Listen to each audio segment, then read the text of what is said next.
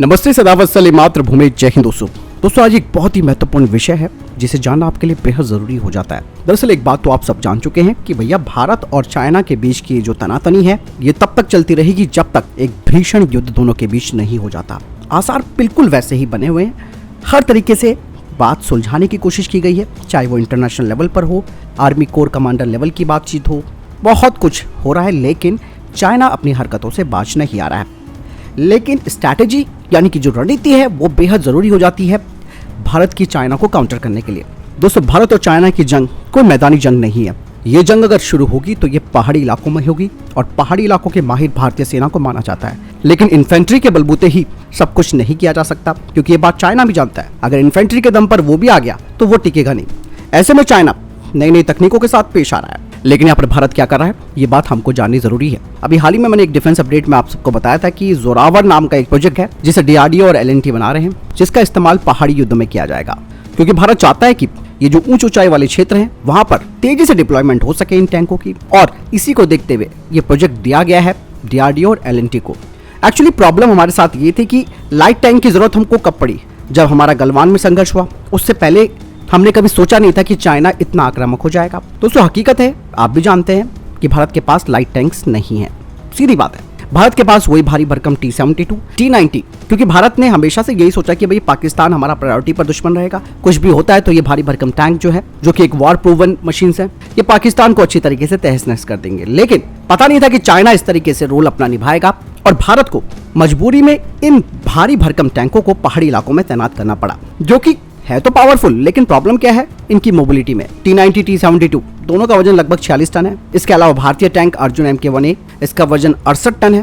तो कहीं पर भी बात नहीं बन रही है लाइट टैंक्स को लेकर, क्योंकि दोस्तों उच्च ऊंचाई वाले क्षेत्रों में टैंकों की तैनाती वाली बात भारत के कभी दिमाग में आई नहीं। इसीलिए जो टैंक हमने खरीदे भी या जो टैंक हमने बनाए भी, उन्हें उच्च ऊंचाई वाले वातावरण के हिसाब से डिजाइन नहीं किया गया, बल्कि हमने मैदानों को और रेगिस्तानों को देखा। अब चाइना को देख लो, चाइना के पास काफी उन्नत अत्याधुनिक टैंक्स हैं। इन मीडियम लाइट टैंक्स का इस्तेमाल चाइना अपने high power to weight ratio के साथ कर सकता है। बहुत बड़ी बात है दोस्तों ये। और चाइना ने तीसरी पीढ़ी के अत्याधुनिक ZTQ-15 यानी कि टाइप 15 को पूर्वी लद्दाख में तैनात भी किया था। और तैनात क्या किया है, अभी वापस जब डिसएंगेजमेंट कुछ इलाकों में हुआ है, कुछ किलोमीटर ये टैंक्स पीछे चले गए, लेकिन संभावित है कि युद्ध के टाइम पे ये फिर से आगे आ जाएंगे। वही भारत की आर्मर्ड बटालियन ने भारी T-72 को 17,500 फीट की पहाड़ियों पर तैनात किया और उन्हें वहां पर ले जाने के लिए काफी संघर्ष भी करना पड़ा। चीन ने तो चुटकी बजाते ही दोस्तों आसानी से अपने इन ZTQ-15 छोटे टैंकों को वहां पर तैनात भी कर दिया था। इन लाइट टैंक्स को लेकर काफी सारी चर्चाएं इस वक्त भारतीय सेना में हो रही है, क्योंकि लाइट टैंक पहाड़ी इलाकों को ध्यान में रखते हुए काफी उपयुक्त माने जा रहे हैं। खास करके रणनीतिक रूप से ये रक्षात्मक और आक्रामक दोनों तरीके के काम कर सकते हैं। एक चीज और है, भारत के लिए चाइना एक बहुत बड़ा संदेश लेकर आ रखा है। 2020 में चाइना के साथ हुए गलवान संघर्ष के बाद भारत ने तुरंत 2021 में ही भारतीय सेना की तरफ से 25 टन से कम वजन के 350 लाइट टैंक खरीदने के लिए RFI भी जारी कर दी, और इन टैंकों का इस्तेमाल उच्च ऊंचाई वाले क्षेत्रों में LAC के साथ तैनात चीनी बख्तरबंद जो वाहन है उनका सामना करने के लिए किया जाएगा। और 2022 में तुरंत भारत सरकार ने घरेलू डिजाइन और पर्वतीय युद्ध के लिए हल्के टैंकों के विकास के लिए भी मंजूरी दे दी थी। और जो अब नई रिपोर्ट सामने भी आई है उसे देखते हुए सेना ने जनरल स्टाफ क्वालिटी रिक्वायरमेंट को पूरा कर लिया है और सितंबर में रक्षा मंत्रालय इसके लिए स्वीकृति दे देगा, जो परियोजना शुरू होने वाली है।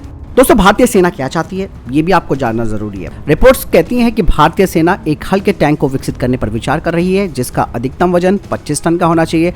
उतनी ही उसकी मारक क्षमता होनी चाहिए जितने की उसके मानक टैंक्स हैं, यानी कि T-72 और T-90। इसके अलावा भारतीय सेना लाइट टैंक को ही प्राथमिकता नहीं दे रही, बल्कि लाइट टैंक के अंदर और भी चीजें जो है, खास करके इनमें आर्टिफिशियल इंटेलिजेंस वाले सिस्टम्स होने चाहिए, लॉइटरिंग मुनिशन को लॉन्च करने में सक्षम होने चाहिए, इनमें टेक्टिकल सर्विलांस ड्रोन इंटीग्रेशन भी होना चाहिए, जो कि खास करके एक उच्च स्तर का सिचुएशनल अवेयरनेस प्रदान करेंगे, और इनमें एक्टिव प्रोटेक्शन सिस्टम होना चाहिए।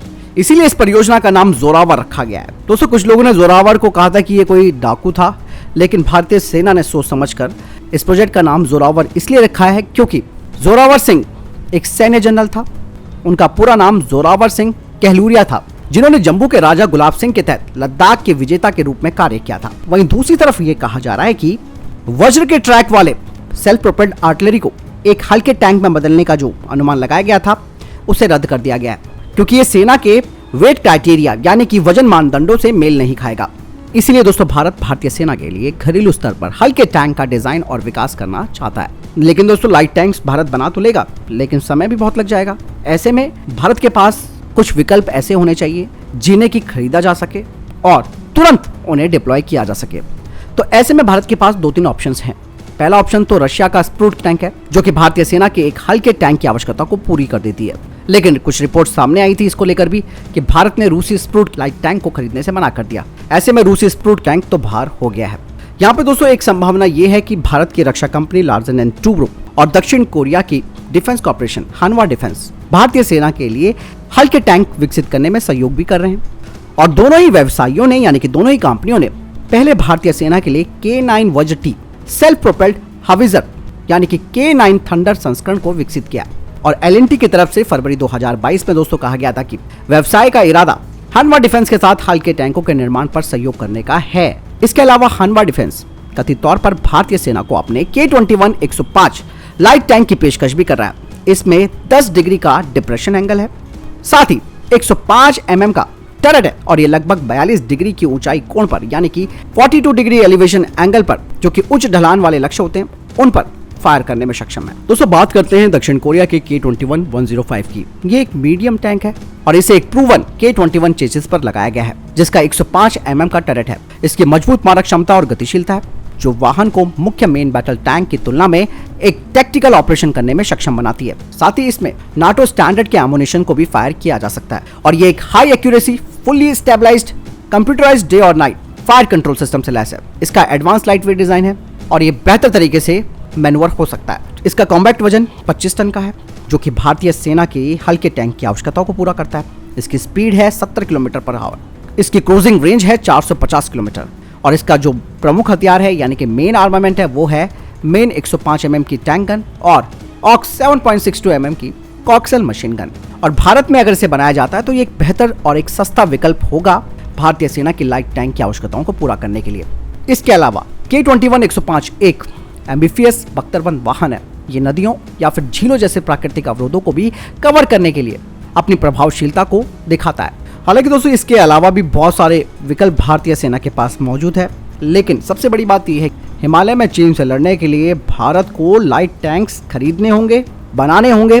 ये सबसे ज्यादा जरूरी हो जाता है और प्रोजेक्ट जोरावर इस सारी कमी को तो दूर करेगा ही, लेकिन फिलहाल तो भारतीय सेना के पास सबसे अच्छा ऑफर है साउथ कोरिया का K21 105 लाइट टैंक, जो कि हर तरीके की जरूरतों को पूरा कर सकता है। और इसे भारत में इसलिए भी आसानी से बनाया जा सकता है क्योंकि K9 वज्र जो सेल्फ प्रोपेल्ड हाविजर है यानी कि जो कि K9 थंडर वेरिएंट है, उसे Larsen and Toubro हानवा defence system के साथ तैयार कर रही है। तो बहुत सारी चीजें यहाँ पर समान है। ऐसे में ये बहुत अच्छा कोलैबोरेशन देखने को मिलेगा। और K9 थंडर के बारे में तो आप सब जानते हैं कि कितनी बेहतरीन ये सेल्फ प्रोपेल्ड हाविजर मानी जाती है। तो बहुत सारी चीजें हैं दोस्तों। अगर भारत फिलहाल के लिए दक्षिण कोरिया के इस ऑफर को मेक इन इंडिया इनिशिएटिव के तहत तैयार करता है तो ये बहुत ही बड़ा गेम चेंजर होगा और हिमालय युद्ध में तो ये चीन की बखिया उधेड़ देंगे, क्योंकि इसमें दक्षिण कोरिया और भारत दोनों की टेक्नोलॉजी मिलकर एक जबरदस्त क्षमता प्रदान करेगी। तो आपको क्या लगता है इस बारे में? मुझे कमेंट सेक्शन में लिखकर जरूर बताइएगा। मिलता हूं नई वीडियो के साथ। जय हिंद, वंदे मातरम।